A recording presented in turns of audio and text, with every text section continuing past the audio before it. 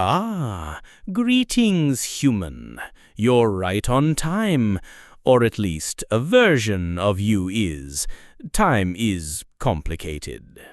Thanks to a recent interface patch provided by something called X on Buzz, strange name, reliable tech, I can finally transmit the stories I've gathered. From ancient worlds, from fractured timelines, from the dreams of stars that no longer burn. Even one tale from a sock dimension, but that may have been corrupted. With your help, this connection will strengthen. Clearer visuals, sharper sounds, maybe even budget for eyebrows. It seems that your reality assigns great power to something called likes, comments, and subscriptions. Odd rituals, but apparently essential for my continued existence. So, be generous, feed the algorithm gods, strike the buttons below. With that, I shall begin. This one is a haunting, time-warped tale set in a village where dusk never ends, and the sky ticks down towards something no one can remember, yet everyone fears. People move in loops, memories slip through cracks, and reality flickers like an old film reel. At the center of it all is a silent stranger, whose presence stirs forgotten truths in those who watch and wait. The sky repeats, a dreamlike tale of memory, time, and the truth that won't stay buried. The sky was always stuck in dusk. It wasn't just the color, that bleeding orange smeared across the clouds. It was the weight of it, like the world had exhaled once and never remembered how to breathe again. The broken village beneath it mirrored that stillness. Buildings crumbled mid-collapse, frozen in their ruin. Some flickering at the edges, like memories struggling to be remembered. A toy wagon creeped across the dust, its wheels turning once, then dissolving into air before it reached the curb. Only one thing remained consistent: the figure in the square. They always came when the sky burned like this, wrapped in soot-colored layers and silence, face half covered by a weather-worn cloth. They moved like someone who had seen too much fall apart and stopped believing it could stay together. Where their boots touched the stone, the ground looked firmer, less prone to flickering, like it remembered what it meant to be solid under their weight. I sat at the edge of the old fountain, dry and cracked, as always, not because I understood the stranger, not because I even expected change, but because something in me needed to watch them. Every time they returned, a part of me stirred, like memory clawing at the inside of my skull. I remembered a little more. Or maybe I forgot a little less. The village didn't have a name anymore. Whatever was etched on its signs had long since faded into ash and dust. No one here spoke of the past, not out of fear, but because time twisted too often to hold on to anything. One day the schoolhouse was a chapel, the next it sold meat. Sometimes it was both, overlapping in impossible contradiction. Time didn't move here. Or it moved too much. I once saw a boy grow into an old man between blinks, then vanish completely when I turned my head. No one spoke of it. No one even seemed to notice. Above us, carved into the sky like divine graffiti, hovered the countdown. 3 hours, 12 minutes, 49 seconds. The numbers glowed like molten steel, steady and silent. Some said it marked the end. Others said nothing happened at 0. Most didn't talk about it at all, not because they didn't care, but because their eyes had long since forgotten how to look up. But the stranger, they looked. Their eyes pale and gray as old glass, stared straight into it. And then the child appeared. She stepped out of a doorway that hadn't been there a moment before. 6 years old, maybe. Her dress was too clean for this place, and her eyes were far, far too old. She crossed the square in silence and tugged the stranger's sleeve. They turned their head, just slightly. She whispered something. I didn't hear the words, but I already knew them. You always come before the sky falls. The wind shifted. No breeze, no sound, just motion without source. The village groaned. Wood creaked. A door opened and closed in reverse. A man walked by, leaving footprints that pointed in 2 directions. The girl was gone. The stranger's eyes met mine, or the fountain's, or the space between. For a moment, something snapped behind my ribs.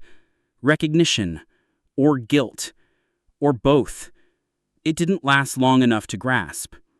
They turned away, toward the far side of the village, past the statue with no face, past the twisted tree that never grew leaves, toward the place that changed the most with every loop. And above, the countdown ticked forward. 3, 12, 47. Section 2. The cycle begins. Shops opened with no one inside. Doors swung shut, then open again seconds later, releasing different people with different eyes. I passed a bakery twice going the same direction. Once it sold apples, the next time, fish. The world was a record skipping on a warped groove. Villagers moved in loops, most of them hollow-eyed and mumbling half-familiar phrases. A man swept the same corner again and again, chasing a leaf that refused to stay caught. A woman folded and refolded the same blue shirt with trembling fingers. A teenage boy sat atop a chimney, legs swinging, humming a tune that seemed older than the buildings. No one looked directly at the stranger. Not for long. They moved through the maze of habit, frozen like a ghost that knew the floor plan better than the living. A few villagers paused in their endless motions, but their gazes never lingered. They always looked away too quickly, as if remembering hurt. I followed, not because I meant to, because I always did. Somewhere between dread and gravity, the tug pulled at my chest again. They mattered. They always had. Different from the other wanderers. Different in how the world noticed them. The countdown ticked above us. 2 hours, 44 minutes, 17 seconds. At the well, the girl returned. Same dress, same dark eyes. Her steps were light, but her presence carried weight. "You're getting closer this time," she told the stranger. No reply. "But you'll forget again. You always do." My stomach twisted. Why did that feel like it was meant for me? The stranger turned their head, slowly. Their gaze moved across the village, to the well, to me. Their hand hovered near their coat, searching for something. The countdown stuttered. 2:44:02. 2:44:01. 2:44:02. A low hum rolled across the rooftops like pressure building behind a dam. Pigeons froze mid-air. Shadows warped. A man dropped his basket and gasped without sound. All eyes turned, not to the sky, to the fountain. To me. I couldn't breathe.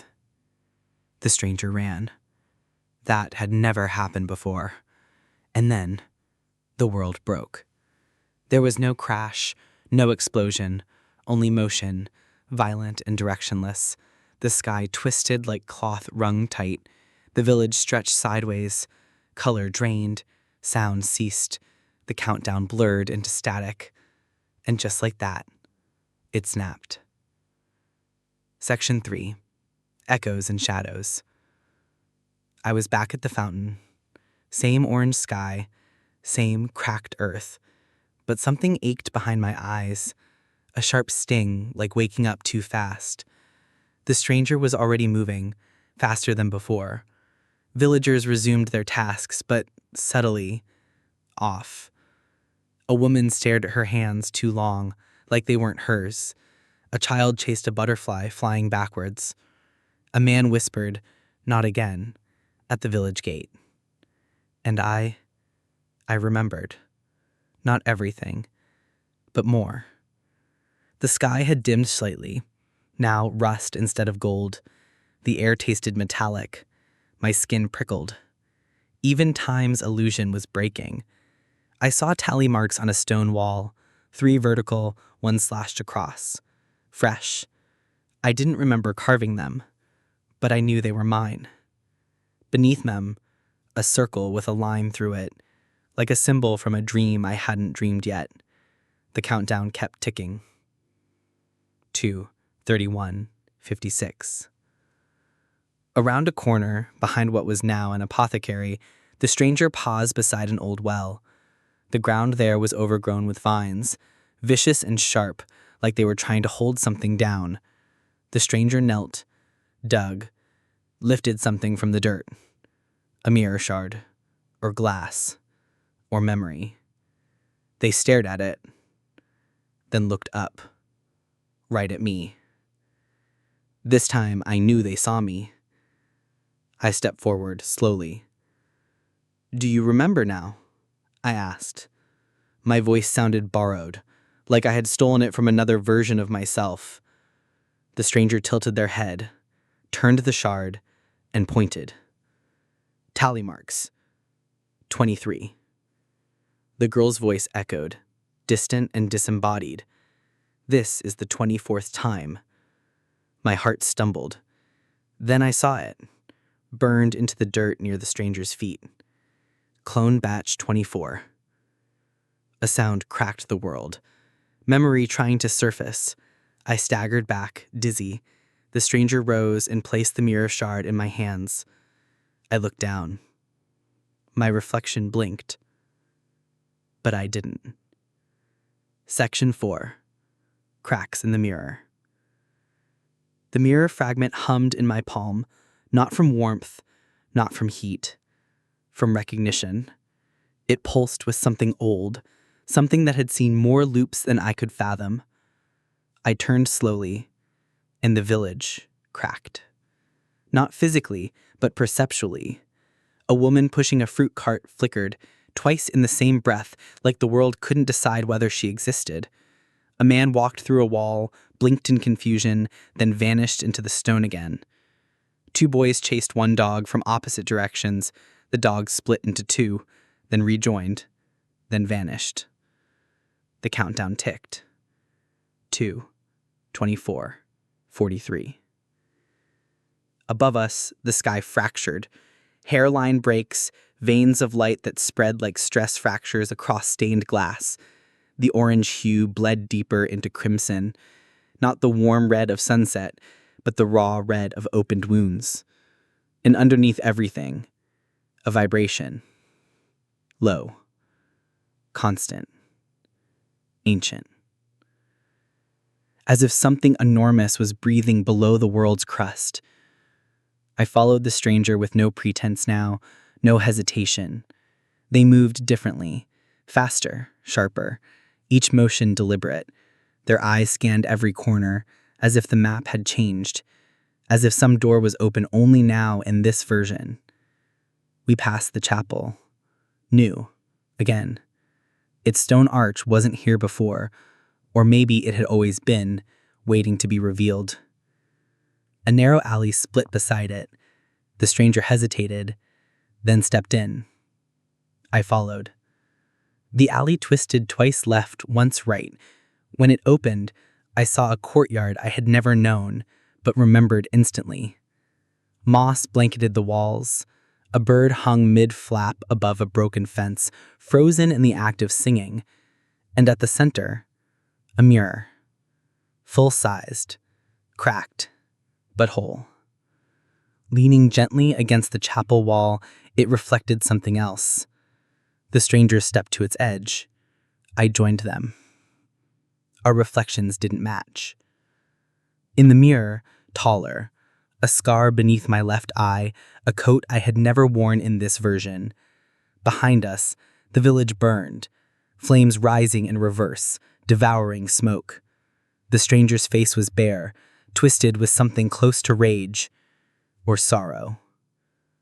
We blinked. The image didn't. Then, it blinked back. "We're the same," I whispered. "But we're not," they said. Their voice, it was mine. The mirror shattered.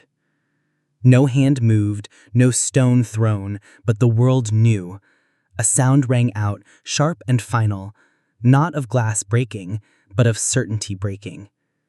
From behind us, the girl's voice. "You've broken the tether." We turned. No one there. The sky cracked wider, light poured through the seams, not golden or white, but colorless, like memory made visible. The vibration deepened. People froze. Every villager turned. To us. No. To me. Each face wore mine. Young, old, burned, blinded, scarred, smiling, crying, hundreds, thousands. One stepped forward. Older, one eye gone, his coat patched together from a dozen lives. "We've all done this, but this time, you might be the first to remember what matters." I tried to speak, my voice fractured. Like the mirror. Only breath came out. The countdown ticked. 2, 20, 01, 2, 18, 59. It stopped. Not paused, not broken. It stopped. The numbers hovered in the sky, still and perfect. For the first time, it felt like the whole world held its breath. No reset came. No reversal.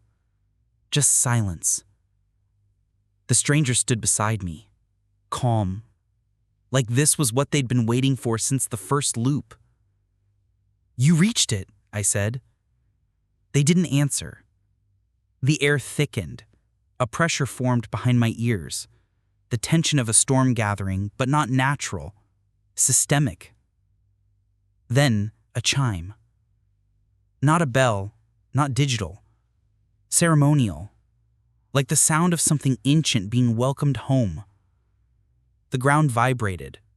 Panels slid open beneath the chapel, stone giving way to machinery. Dust-covered devices rose with a hiss. Blue lights flickered awake. One of the machines scanned the chapel's wall, casting a field of code into the air. A map lit up. Not of the village, of the world. Or versions of it. Dots blinked red, then blue, then vanished. A voice, cold and unhuman, filled the square. Containment failing. The stranger stepped forward. In their hand was a small device, matte black. Familiar, though I had never touched it before. "This was never about stopping it," they said. Their voice sounded less like mine now, and more like all of me. It was about remembering. "Remembering what?" I asked. They looked at me, not through me, into me. What we are. They pressed the device to the panel. A heartbeat passed. Then the sky peeled open. Not shattered, peeled. Like wet paper torn from reality. From the center of the frozen countdown, a white rift spiraled outward. Behind it, movement, light, water without gravity. Villages layered over villages, stacked like reflections in a shattered lake. Clones, loops, failures. One by one, A voice, my voice, but not me, whispered from the light. Loop 108. Subject variance acceptable. Memory tether restored. I collapsed. Everything was real, but I didn't know which version of real I had landed in. The countdown blinked once, recalibrating, then began again. 30000. The stranger turned and walked into the light. No reset, just a beginning. I didn't stand right away.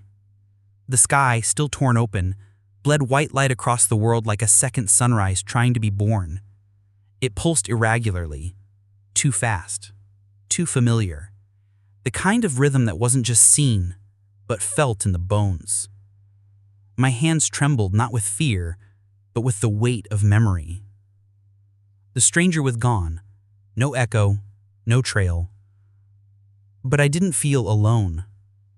The villagers stood completely still, not frozen, waiting, their eyes open, their breath held, like pieces of a puzzle that knew they were missing the final shape. I stepped toward the chapel. Its doors were wide now, its interior humming with recent purpose. The machines had vanished beneath the stone again. The floor was silent, but the wall still glowed faintly, its map blinking red. Only one dot remained.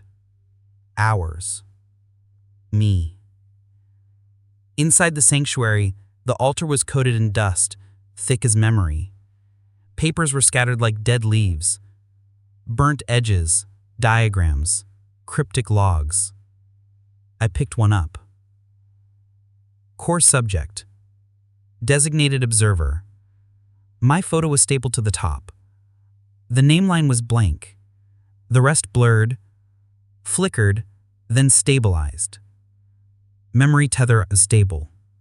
Reconstructive conditioning at 37%. Emotional anchors failed. Loop resistance increasing. A cold breath swept through the chapel. I turned. A figure stepped from the shadows. No coat, no mask, no armor of repetition. It was me. Younger, eyes wide, terrified, fragile. "You're early," he said. "I don't understand," I said back. "What am I supposed to remember?" "You already did. You just haven't accepted it." He pointed behind me, toward a cracked terminal blinking in blue. I turned. Observation complete. Final instance aware. Proceed to merge. I turned again. But he was gone. Only echoes remained. I stepped forward. The floor lit in concentric rings. Light played up the walls. A melody made of vibration and warmth, like a lullaby written before language. Something ignited in my chest. And I remembered. Not what I was, what I had become. The loops weren't prisons. They were records. I wasn't the mistake. I was the witness, the recorder of failure, the steward of fragments, the clone that remembered.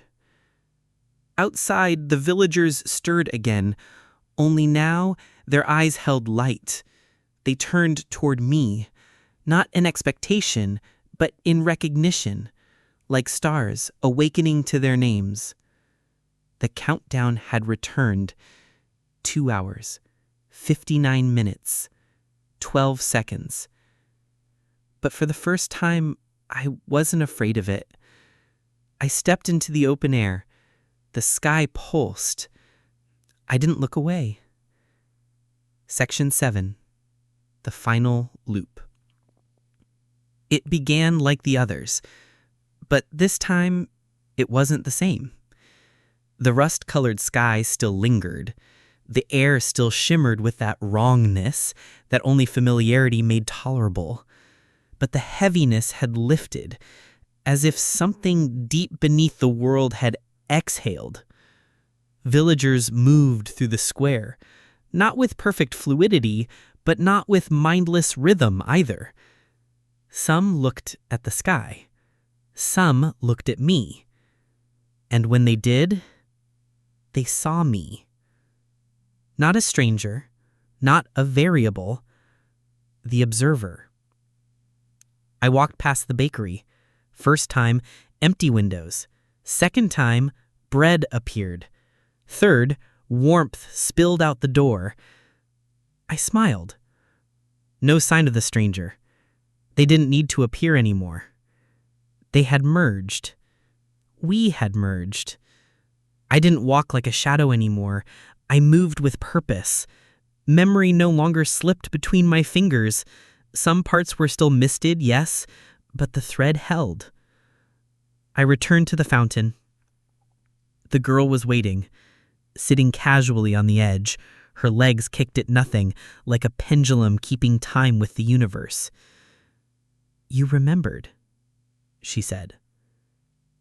I nodded. Enough. She studied me, not as a child, but as something older hiding inside a young face. "What will you do now?" I looked around. The village shimmered at the edges.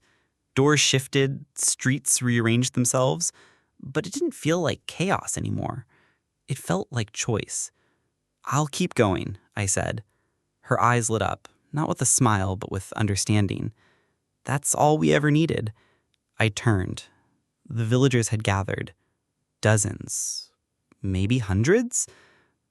All faces I had worn, or would wear, or had failed to become. But they weren't blank this time. They weren't looping. They were listening, waiting, not for orders, but for invitation. I raised my hand. "Let's remember together." Above, the sky pulsed in time with the words, not warning, not dread, direction. 2:58:44. Each tick now beat like a drum at the edge of revelation, and somewhere, far beyond, I knew another tear waited to open, another layer of truth, another version of the story. When this loop ended, I would still be here, watching, carrying, guiding, remembering, because someone had to, and now, at last, I understood why it had to be me.